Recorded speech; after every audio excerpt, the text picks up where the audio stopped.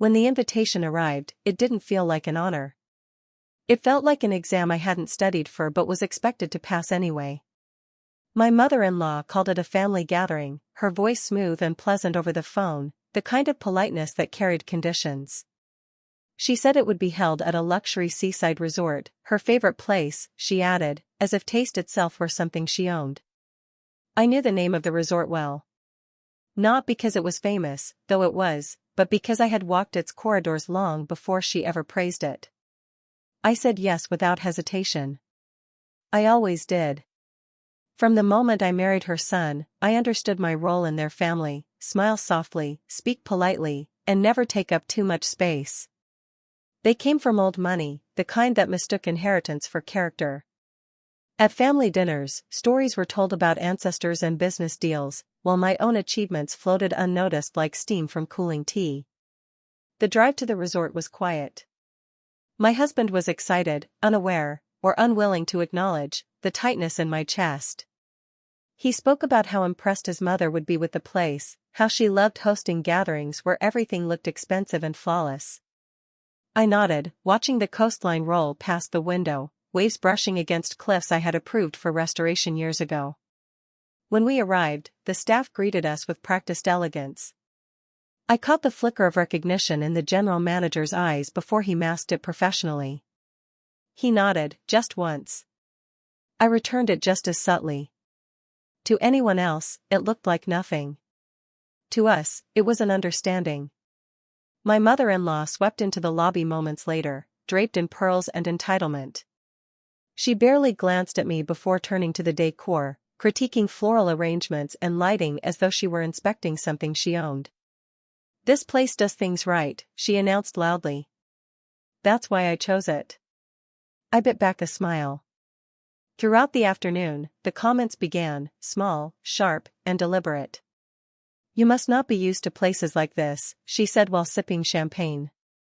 "Let the staff handle that," she added when I reached to help. Each remark was wrapped in civility but soaked in judgment. I could feel eyes on me, relatives, friends, people deciding my worth based on how well I blended into a world they believed I didn't belong to. I stayed quiet. Not because I was ashamed. Because I was listening. I had learned long ago that silence wasn't weakness. It was strategy. Every look, every insult, every assumption was being stored carefully, not for revenge fueled by anger, but for truth delivered with precision. As evening approached, preparations for the family dinner began. Long tables were set overlooking the ocean, candles flickering as the sun dipped low. I helped arrange place settings, moving naturally through the space, as if it were my own. Because it was.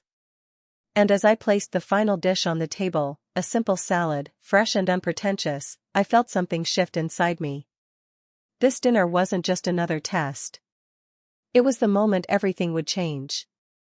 Dinner began the way these things always did, with forced laughter, clinking glasses, and stories meant to impress people who were already trying to outdo one another.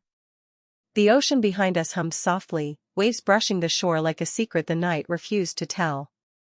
Candlelight danced across silverware so polished it reflected faces twice as sharp as the knives laid beside them. I moved quietly between the table and the sideboard, helping where help was needed, not because I had to, but because it came naturally to me. Hospitality had taught me something my mother-in-law never learned: how people behave when they believe no one important is watching. My MIL watched everything. She noticed how I adjusted a chair for an elderly aunt.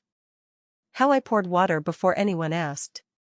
How staff relaxed slightly around me, responding not to authority, but to respect. Her lips tightened each time. "You're doing too much," she murmured once, just loud enough for me to hear. "People will get the wrong idea." I knew exactly what she meant. As if to correct that mistake, she raised her voice a moment later. "No need for you to hover," she said with a polite smile that never reached her eyes. "Go sit somewhere else." I obeyed. I always did. I took a seat at the far end of the table, the ocean breeze brushing my skin. Conversations flowed past me like I was invisible. Business deals, charity events, vacations and places I had personally approved as future expansion sites. They spoke about luxury as if it were a personality trait. The salad course was announced shortly after. The servers were busy, so I stood instinctively, lifting one of the bowls to help distribute it. I had barely taken 2 steps when her voice cut through the evening air. Sharp. Public. Intentional. The help doesn't eat with family. The words slammed into the table harder than any plate. Every sound stopped. I felt heat rush to my face, then drain away completely. My hands went cold. Somewhere, a fork slipped from someone's fingers and clattered to the floor, echoing the moment. I stood there, holding the bowl, suddenly aware of how everyone was looking at me, not with sympathy, but curiosity. Waiting. Watching how I would respond. My husband froze, eyes darting between us. He didn't speak. That hurt more than the words themselves. The insult wasn't just about food. It was about place. About class. About where she believed I belonged. I slowly placed the bowl down, careful, composed. I could feel my heartbeat in my throat, but I refused to let it show. Years of being underestimated had trained me well. My MIL leaned back in her chair, satisfied. She had drawn the line clearly, for everyone to see.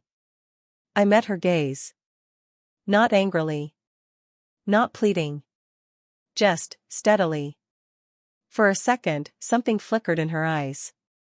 Uncertainty, maybe.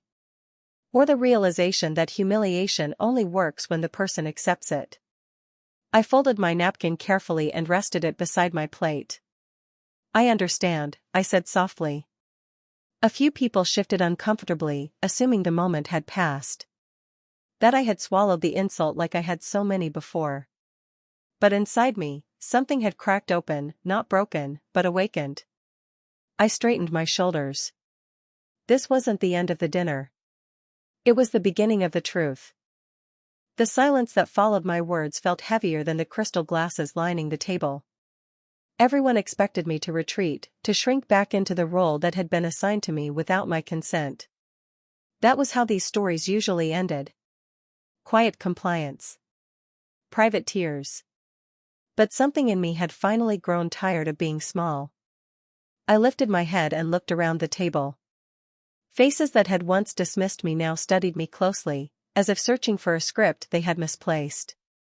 My mother-in-law's smile was still there, but it had stiffened, frozen in a way that suggested control slipping through her fingers. I pushed my chair back and stood. Not abruptly. Not dramatically. Just enough to be seen. I won't be eating tonight, I said calmly, my voice steady despite the tremor in my chest. But not for the reason you think. A few brows furrowed. Someone cleared their throat. The ocean breeze seemed to pause, as if even it wanted to hear what came next. My MIL laughed softly, waving a dismissive hand. Oh, don't be sensitive, she said. It was just a joke. I smiled then, not sweet, not sharp. Honest. I'm sure it felt that way to you, I replied. But jokes usually land when everyone is laughing. The table went still again.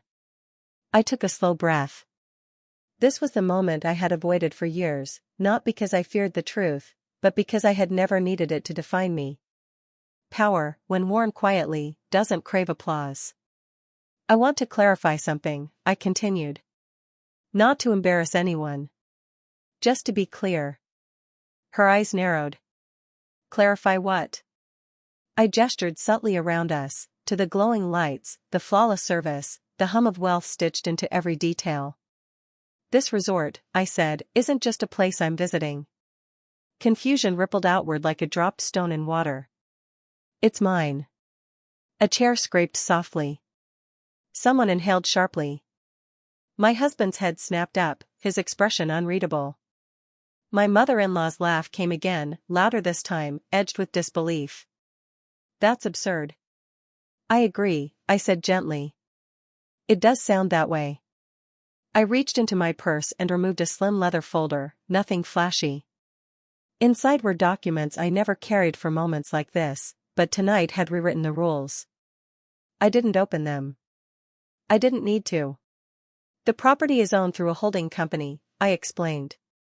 Registered under my mother's maiden name. I've been the sole owner since before I married into this family. Her face drained of color. The general manager, standing discreetly nearby, took one step forward, then stopped, professional, silent confirmation. I don't host here often, I added. I prefer to let the staff do their work without interference. That includes tonight. The power in the air shifted, not with noise, but with gravity. I looked at my MIL one last time. There was no anger in me. Just clarity. I've never needed to prove myself, I said. But I won't accept being diminished in a place I built. I picked up my napkin, smoothed it once more, and placed it on the table. This was never about where I sit, I said quietly. It was about knowing when to stand. And with that, I stepped away, leaving behind stunned silence, shattered assumptions, and the truth she never thought she'd hear. The room remained frozen in the aftermath of my revelation. Forks hovered mid-air, eyes darted nervously between my mother-in-law and me, and even the servers stopped in their tracks, unsure whether to continue or wait for instructions. For a moment, I let the silence stretch, letting them feel the weight of what had just happened. My mother-in-law's carefully constructed confidence was cracking before my eyes. Her shoulders, always held high in a display of authority, had slumped just slightly. Her perfectly curated smile trembled, and for once, her words had failed her. She opened her mouth, probably searching for a sharp retort, but nothing came out. I could see her mind working overtime, trying to regain control in a room where the rules had just changed. I didn't offer her the satisfaction of anger, and I didn't escalate the scene. I didn't need to. True power doesn't yell. It doesn't boast. It simply exists. And tonight, that quiet power was mine. I let my gaze sweep across the table. Faces that once scrutinized me now reflected a mix of awe, confusion, and respect. My husband's eyes held disbelief, then understanding, and finally pride.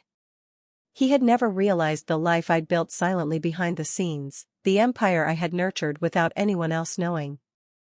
And now, seeing it laid bare, he understood that I had never been powerless, only underestimated. I returned my attention to my mother-in-law. Her voice, when it came, was fragile.